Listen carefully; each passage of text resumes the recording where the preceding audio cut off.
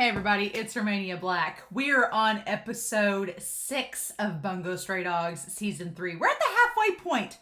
This has been an odd season. I really like season 3, but each of the episodes, I think where it's a little bit different than season 2 and season 1. Season 1 is like a big giant setup season, and this season feels a little bit more like season 1. Season 1 is setting up all of our characters, and so a lot of the stories were very standalone-ish, but Atsushi was our thread throughout them, right? So Atsushi would go with different members of the agency. We'd get met to Akutagawa. We saw these other characters. So we kind of had a thread with Atsushi, but the episodes were very standalone-ish and then all kind of connected together. And then season 2, it was all about the guild. So that was our big thread point. So everything was all revolving around them. And it felt very cohesive. And even the first 4 episodes being the Dark Age arc still connected back to the main story. So it all felt like a very cohesive fit. Season 3 has been a little bit odd because we had the first 3 episodes with Dazai and Chuya, and then we've had Fyodor's episode where he was introduced,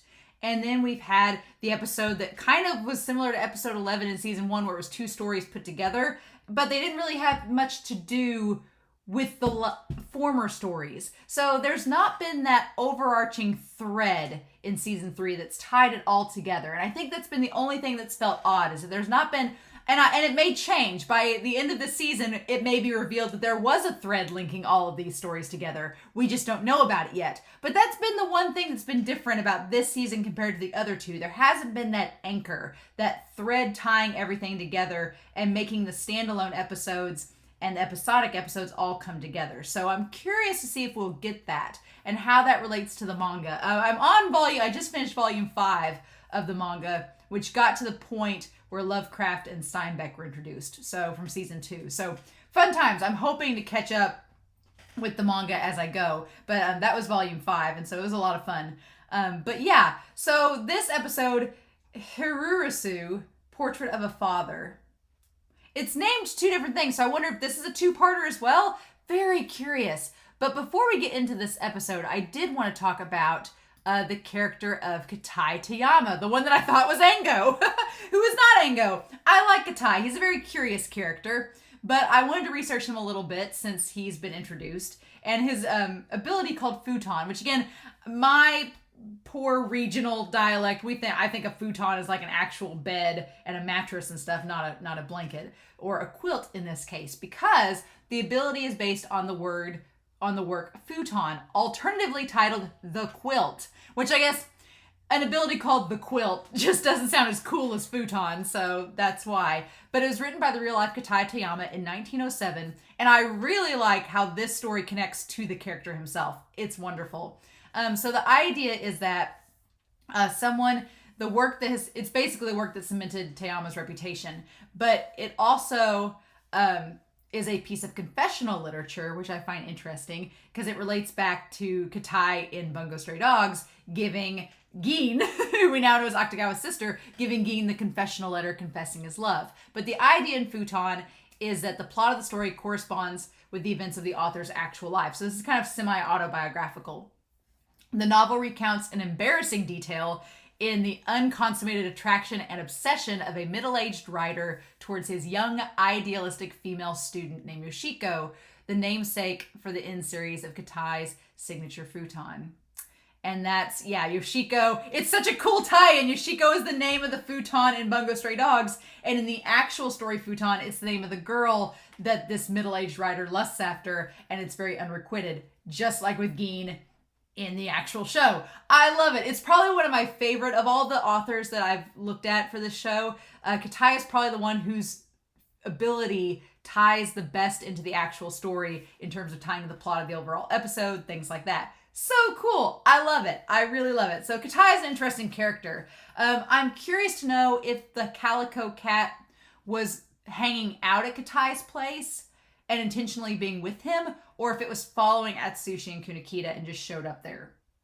That Calico Cat, y'all, I know I'll get answers, but it's very curious. So yeah, I thought that was pretty cool, but I just want to share that all with you about old Katai before we dive into this episode. So with that being said, I'm pretty excited. Let's do this, shall we? We are going to get into episode 6 of Bungo Stray Dogs Season 3, And we are going to do so here in 5, 4, 3, 2, 1. Let's go.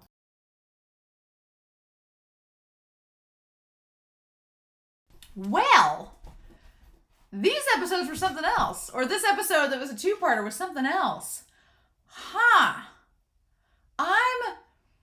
I really liked both of these parts as standalone pieces. Like I said at the end of this, I'm curious, don't spoil me. I'm going to read the manga, and I'm going to be curious to know if the manga goes piece by piece through these stories, because these stories are very, very standalone. And this whole season, except for the 3 first episodes that tied Chuya and Dazai's past as 15, the adaptation from the light novel together, these have all been very standalone episodes and stories, and so I'm waiting for them all to tie together.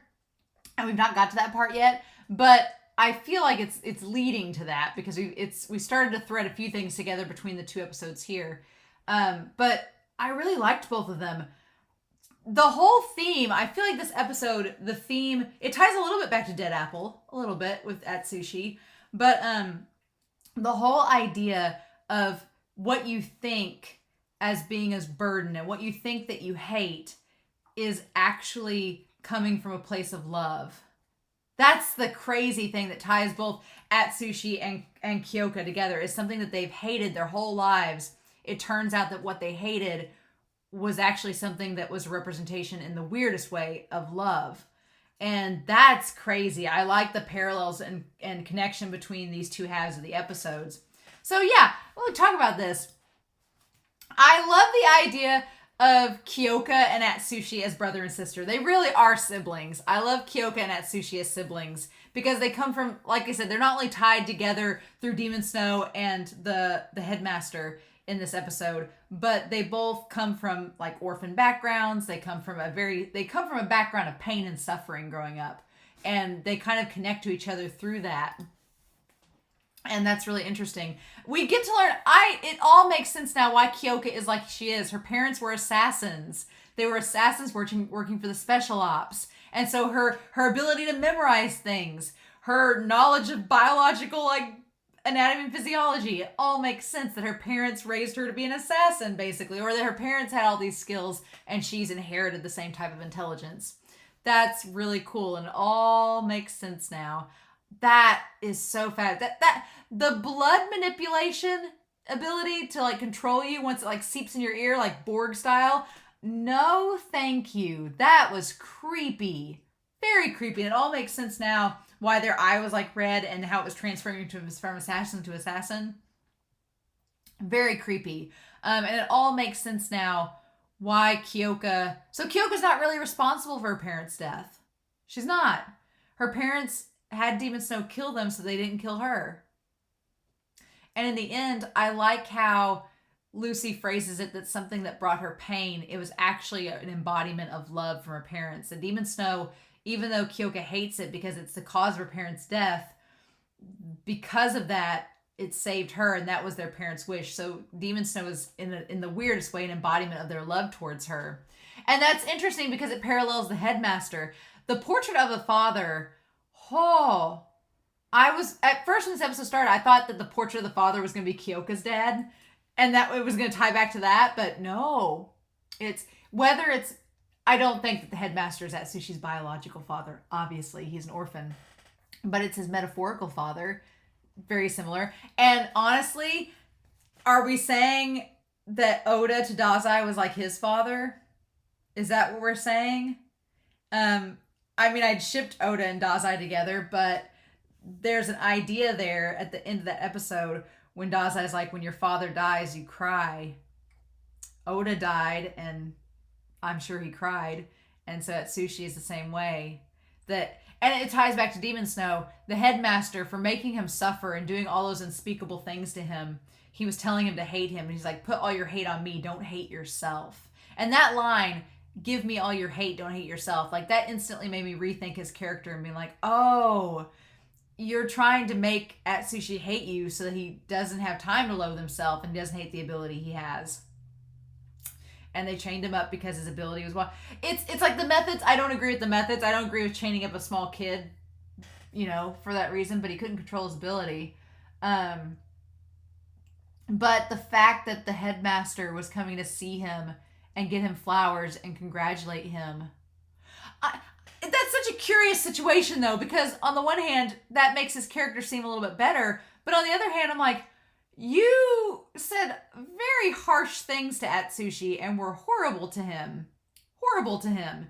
So, you think you were just going to show up with a bouquet of roses and Atsushi was going to forgive you for all that? I mean, you probably would have triggered some psychological stuff with him, as if anything. So, what did you think was going to happen? But I wonder if instead of the flowers, he was going to leave the flowers for Atsushi and just say, oh, hey, these are from, such and such, I'm proud of you, and just do that, right? We don't know the exact circumstance of what he would have done had he been given the opportunity. So that's one thing. But it makes me look at him in a whole different perspective.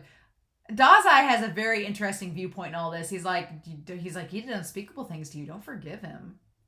But I like Dazai and Atsushi are having this conversation in front of parents and children's playing, because Dazai's kind of become like a foster dad to Atsushi, which puts some red flags on him, oddly enough. I don't, that seems like a very odd sense of foreshadowing. Dazai talking about dads dying and crying and then walking away, and we've had this visual metaphor of Dazai possibly being like a parental figure to Atsushi. So I don't like that foreshadowing. I don't like where that's going. That's a little crazy. But so there's a wanted list the military police send out every year, and their regular bodyguard clients. Lucy is such an interesting character. I like her in this. Lucy clearly has a crush on Atsushi. Clearly a crush on Atsushi. Unfortunately, Lucy, I hate to tell you this, but Atsushi's kind of into dark-headed guys. As much as I love Lucy's unrequited crush is very tsundere and very cute, and I feel like Atsushi's terrified of her. But I feel like Atsushi and Lucy I get more friend vibes with them than anything. That whole thing where they lost their clothes, though, I hadn't even thought of that being a possibility of it happening. I was like, oh yeah, I figured that when they disappeared, like there'd be a puddle of water like it was supposed to do. And instead, when it was their clothes, it was like, oh no. And then, yeah, of course she freaks out. And then he's just naked in the river there. Lovely. So Herurisu, I'm assuming means an employment gift. Koyo, my girl. Oh my gosh, she looked gorgeous in this episode. That like half up bun and her like pulling the hat off and having perfect hat hair. The girl doesn't get hat hair. How's that not possible? Everybody gets hat hair. I don't wear hats for that reason. But we'll talk about Koyo here in a minute. But yeah, Lucy, I like that it's kind of a two-way street. She was mad that he didn't come back to save her, which he of course explained, but she also was mad that she couldn't stay because the guild kind of took her away. Steinbeck and them took her away. I still don't entirely trust that Lucy's there working at the cafe, because it's awfully convenient that she's right underneath the agency working in that cafe. And from the title of the next episode, we know it's Fitzgerald Rising. So I like the subtlety of when they were walking past, I didn't even see the no danger, no swimming sign. Didn't even see it. And then it's right there in brilliant red. Mm-hmm. But yeah, I don't entirely trust that Lucy's there. I feel like Fitzgerald is I feel like it's just going to be like Louisa and Fitzgerald stumbling into the cafe, and they're all just going to hang out with everybody and be like, hey, can we join the guild now? Can we join the agency? Oh God, Lucy. But yeah, her taking the boat information and all that. And then, of course, him nearly drowning and then going to the pocket dimension. Fun times. And I like that they do that little conversation where he apologizes to her and they kind of like talk back and forth. I love it. It's great. So they've got all these scars on them, which we saw. I like that it's a callback to the fire poker and the scars there. It's a nice, I like that Kyouka looks in the river with the boat planes, just sees like naked Atsushi floating by, and her expression is just, huh? So then we go to Engo. And Engo has something. What is he carrying? I forget what he said it is. Engo and his women. Oh, it looks like a 5-hour energy drink, if I can talk. Poor Engo. Engo doesn't get any sleep. He's just living off 5-hour energies and just trying to keep his adrenaline up. I feel for the guy. I feel for Engo. He is the face of the special ops. And so, of course, everybody probably comes with their complaints to them. And then I like that, knowing that we know now it's Koyo, that you could see where Golden Snow entered and did all that. So, Ango and his women with swords. He's got like 4 women that work for him that all have katanas. I'm like, dude. And then from the profile, it was somebody dressed as a postal worker. I thought for a second it was Chuya, because it had like the red hair like Chuya. But then, of course, it makes much more sense that it's Koyo. Much more sense. So yeah, and them being skilled and everything. And the report that they took was the document about the parents. To give Kyouka the truth about her parents and their deaths. Which, badass parents. Oh my god, I like that Kyouka has like her dad's dark hair and her mom's eyes. Like she's a good blend of both of them. But the dad being a badass, just firing at the dinner table and them just being assassins. I love it. And so they were on the side of the special ops. And then someone tried to take revenge and then saying that Kyouka has her parents' talent. Yep. Makes sense. I like it. I like it a lot. And then I love this. So this is 3 years ago. So establishing 3 years ago that, man, Kyoka's dad's hot. I'm just saying. See, looking back on this episode, being the government spy. Nice. I love it. But yeah, and Kyouka has her mom's eyes. It's really cool.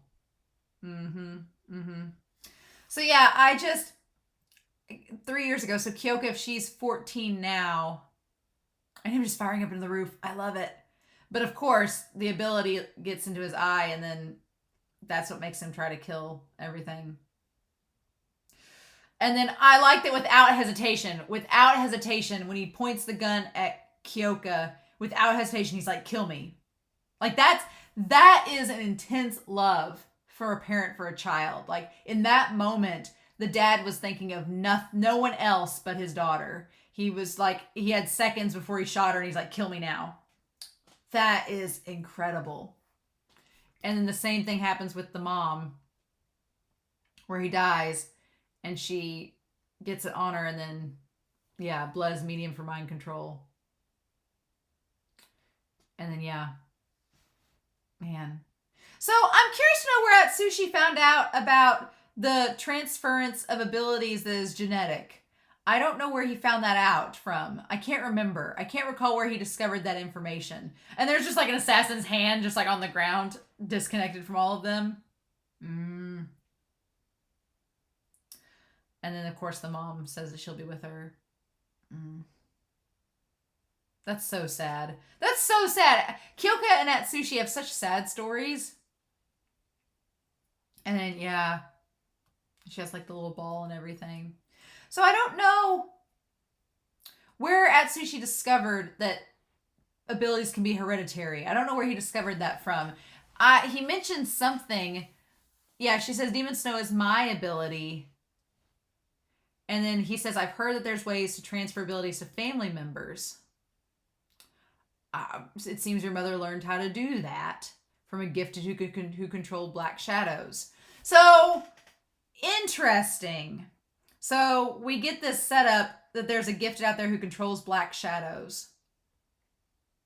And I'm assuming, and it doesn't show what their hair or anything looks like, which it just, they got short. They kind of look like me in a suit. I can control black shadows. No, but I'm curious to know if the manga is going to expand on that or if that person that controls black shadows is going to come up later. Interesting. So that must be in the report that that's where they learned it from. So Demon Snow was inherited. And because it was a sudden attack and the transfer was partial, Demon Snow can only be controlled through that cell phone. Interesting. And that was the gift from the mom, so that's the connection. And I like that Lucy is good enough to tell him, he's like, no, come out here, let her have her moment by herself. And so this knowledge about her parents and the truth that it wasn't Kyoka's fault is proof enough that she can move forward without feeling guilty, right? It's another connection to her and Atsushi. She gets to move forward without feeling guilty for her parents' deaths, and Atsushi can move forward knowing the headmaster's intentions. even though they may have been misguided and not handled properly, he at least knows now. And so they both can move forward without being stuck in the past. I like it. And then, yeah, Kyouka in front of that dang stained glass window. It's beautiful. I like that Motojiro, you use 6 months of operations budget to get that one document. And she's like, of course I did. Because she loves Kyouka. Like a stepmom with a stepdaughter. I love it. And of course her with the hair and everything. She's so beautiful in that shot. She looks so gorgeous. I'm like, studio, you just made her look amazing. It's her new employment gift. It's money well spent. Because she sees herself in Kyouka. I like it. And then her just resting against Demon Snow. Doll. So yeah, and then Rampo. I wonder if Rampo gave Atsushi this request because he knew that it was the headmaster. I'm thinking that he did. I'm thinking that as soon as Rampo went through the investigation, he was like, nope, gonna put Atsushi on this because he needs to. Either, it's one of 3 scenarios. Either Rampo really didn't want to do it because he wanted to enjoy his snacks. 1. 2, he saw the report, instantly figured out it was about the headmaster, and gave it to Atsushi because it was a case related to him. Or 3, Dazai put him up to it, because we'll talk about Dazai in a minute, but he was kind of overseeing everything from the sidelines with Tanizaki. So it's one of the 3, and the sad thing is I can see all 3. I can see Rampo just being a troll and being like, here, take care of this, and it's just coincidence that it has to do with Atsushi and the headmaster, or he could have orchestrated it, or Dazai could have put him up to it. I'm wondering if it's the latter, because Dazai being involved is interesting. I'm glad we don't get to see his face. I thought for a second we were going to get to see it, but we don't. His face was destroyed, so we don't know who it is. But he was going to see Atsushi. Yeah. And so as soon as he sees the portrait, I really love the voice acting of Atsushi as soon as he sees it and the freak out he has. Yeah. Yeah. And so when he's in the park, I like that he's all curled up when Tanizaki goes to give him the coffee and everything. And Tanizaki looks genuinely concerned for him, which, yeah. And Atsushi being... And Atsushi got very much like Dazai for a second when he's like, your headmaster is dead. And he says, are you all right? You can take a break if it's too painful. And when Atsushi says painful, he's like, I feel great. The headmaster's dead. The reason behind the nightmares that haunt me every night is gone. And then, Tanazaki's like, well, don't you want to know why he's in town? And as soon as Atsushi said he doesn't care, I'm like, you should know. But he kind of got a little bit like Dazai for a second there. Just ahead. It was reminding me of when Dazai shot the guy over and over again back in episode 2. I was like, it seemed very similar to that. And then I like that as... It's so... Baby Atsushi, when he looks up and he looks like a cat with his little angry eyes. And yeah. And then Atsushi realizing, he's like, oh... No, he locked me up because I became a tiger and I wreaked havoc on people. And then the headmaster says, I want you to resent me. One day you'll leave for the outside world. And when you do, I want you to hate me.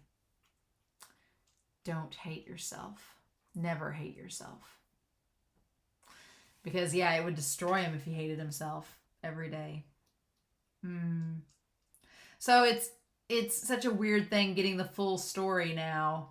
Looking back and realizing that the headmaster, he did really bad things that he should not have done, but it was coming from a place, an odd place of love in the weirdest way. And I like that Dazai's like, you shouldn't have to forgive him. He did bad things to you, but you can recognize what he did and why he did it. You don't have to forgive him for it, but at least now you know.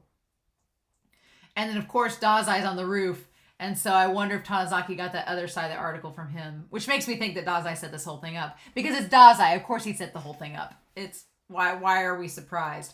And that look of Dazai on the rooftop where he's just like staring with that gleam in his eyes. It's kind of like Dazai figuring out the truth and coming to grips with it. Atsushi's going through the same thing. Dazai had to figure out from the Port Mafia side. Yeah. And I like that in that moment. And they have this, I love the conversation that they have. I love that conversation that they have. And Atsushi says, I can't forgive him. And yeah, he's done some really awful things. But I like that Dazai said you were truly in hell and it raised you properly. It's like, yeah, it's like that hell you went through, it made you who you are, whether you like it or not. And so that's tying back to Akutagawa in a lot of ways and how Dazai treated him, because Dazai was awful to Akutagawa, and Akutagawa, was like, notice me, senpai. But Dazai, in Dazai's defense, in his mind, he's like, I did it to Akutagawa because it made him who he is. He doesn't have to forgive me for what I did, but it has made him who he is in the future and in the present. So that's an interesting comparison. And of course, Dazai and Atsushi don't have that same relationship. So, yeah. Mm-hmm. And so he's like, and I love Atsushi's like this feeling that's overflowing inside of me. What is it? And I like Dazai's answer, because it's like, is it hate? Is it guilt? Is it love? What is it? And I like that Dazai's like, there's no one who can fully grasp the deepest feelings of another person. So Dazai's like, I don't know how you feel. Because if it was in Dazai's shoes, he'd probably feel differently. If it's Akutagawa, he'd feel differently. So everybody handles it differently. And that's going back to Akutagawa, because Atsushi, the way he handled the abuse from the headmaster, it made him hate the headmaster. But then Akutagawa doesn't hate Dazai for what he did. He just wants to be recognized by him. So it's a different emotion. It's a different response. So that's interesting. You only get the sense that you have. And I can only tell you one general thing. Yeah. And as he's walking away, of course, because Dazai's too cool to stick around and watch a kid cry. When someone's father dies, they tend to cry. And yeah. Because it was his dad. It wasn't his biological dad, but it technically was his dad. Damn. That's so interesting. Akutagawa recognizing that now. So again, I really like both these standalone episodes. They were really good. I really enjoyed them. But I still don't know what the thread is. I feel like Lucy being there with the agency, and if we're getting Fitzgerald in the next episode, that's going to be interesting. I'm curious to know what we're going to do with that. But I don't know. I'm very, very curious. Curious indeed. So I guess we'll find out. But I really liked both these episodes. I like the connections between them with Atsushi and Kyouka, and then with Dazai and Akutagawa, and with the headmaster and Atsushi. I liked all these connections. The Koyo looking gorgeous. Like, it's going to be hard picking a thumbnail because there's some really good ones in this one. But yeah. In any case, I'm curious to know your thoughts about these episodes. These were really, really good. I'm super excited to see Fitzgerald again. I want to see Fitzgerald again. I want to see poor, poverty-stricken Fitzgerald rising up from the ashes to get money. To gain his money back so that he can have power. I want it. I want Fitzgerald to start working in that damn coffee shop. Working for minimum wage to try to make it back again. I'm curious, though, if he's talked to Zelda in the meantime, what her mental state's been. I don't know. But I guess we shall see. So in the meantime, I hope y'all have a wonderful week. Please stay safe. Take care. And yeah, I'll be back next week with episode 7 of Bungo Stray Dogs. Bye.